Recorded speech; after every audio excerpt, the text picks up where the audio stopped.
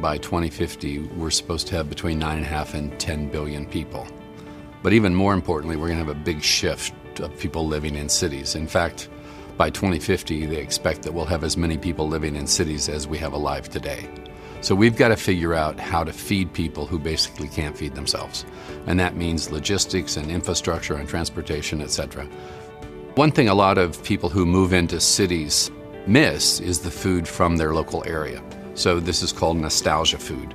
And I think if we could figure out how to increase productivity of local varieties in the first instance, then we could actually begin to feed some of these cities. In urban areas with poorer population, price trumps everything. So if we can get food into cities that's affordable, then people are going to eat it.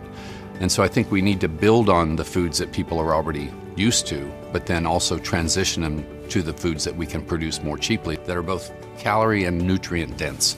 And that's really got to be what we focus on. How do we get more calories and nutrients into cities that have a shelf life, that are not going to have more waste that come with them automatically? I think global trade is perhaps the single best answer towards food security at a planetary level.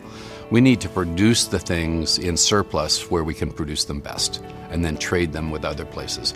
We also need to make sure that the areas that produce the most are producing surpluses that can fill the gaps in all the other parts of the world when there's a famine or when there's a war or when there's some other disruption of production.